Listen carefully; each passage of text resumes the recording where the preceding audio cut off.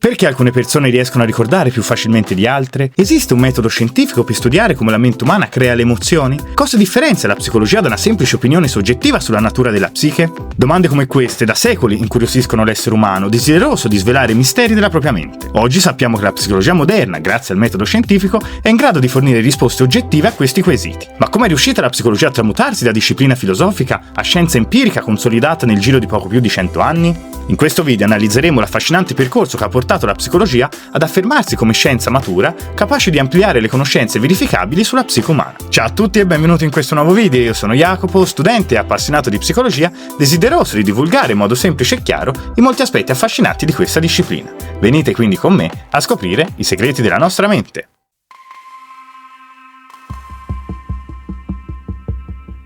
Vi ricordo, prima di iniziare, di iscrivervi al canale per non perdere le prossime uscite.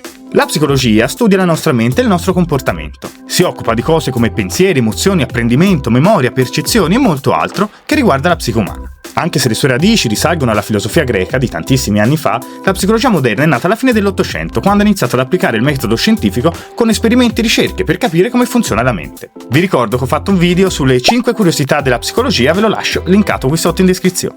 Vediamo ora come lavorano gli psicologi. Gli psicologi applicano il metodo scientifico proprio come i chimici, fisici e altri scienziati. Fanno esperimenti controllati, osservano il comportamento delle persone nella vita reale, raccolgono ed analizzano i dati. Per studiare la memoria potrebbero far ripetere per esempio liste di parole, per capire l'umore potrebbero osservare gli effetti di una musica rilassante. I risultati delle ricerche vengono pubblicati su riviste scientifiche e controllate da altri esperti, per assicurarsi che siano validi. Inoltre, molti esperimenti vengono ripetuti più volte per confermare che i risultati siano corretti. In questo modo, nel corso di decenni, la psicologia ha costruito solide conoscenze verificate sulla mente umana. Gli psicologi seguono rigide regole etiche e non possono fare esperimenti rischiosi o dannosi per la salute. La loro prima preoccupazione è tutelare il benessere delle persone che partecipano alle ricerche. Ci sono comitati etici che controllano che ogni esperimento rispetti le norme etiche internazionali. Grazie al metodo scientifico e all'etica nella ricerca, in poco più di 100 anni la psicologia ha dimostrato di essere una vera scienza, che scopre come funziona la nostra mente e ci aiuta a comprendere noi stessi e gli altri.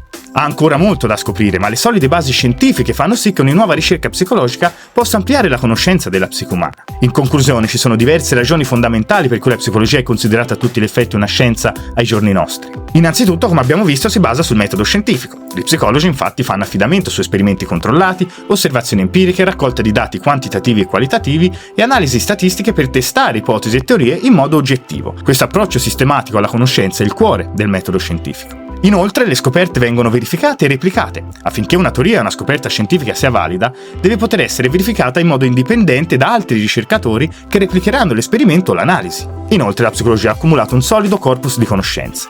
In oltre 100 anni la psicologia ha prodotto una vasta conoscenza di concetti, processi e fatti empiricamente verificati che costituiscono fondamenta teoriche solide. Queste conoscenze sono presenti sia nei manuali che nei trattati e riflettono i progressi della psicologia. La psicologia poi possiede standard etici rigorosi, i codici etici professionali e le linee guida per la ricerca psicologica enfatizzano il rispetto e la protezione dei soggetti studiati. Ciò è essenziale per una scienza etica e corretta sotto tutti i punti di vista. Infine, la psicologia ha dimostrato progressi cumulativi nel tempo. La psicologia ha iniziato come un campo speculativo, ma si è rapidamente sviluppata seguendo il metodo scientifico, tanto da poter fare affidamento su solide basi per le sue continue scoperte sulla mente e sul comportamento. In conclusione, l'applicazione sistematica del metodo scientifico, unita a processi di verifica e standard etici, ha permesso alla psicologia di affermarsi come una scienza matura e produttiva, nonostante la sua giovane età.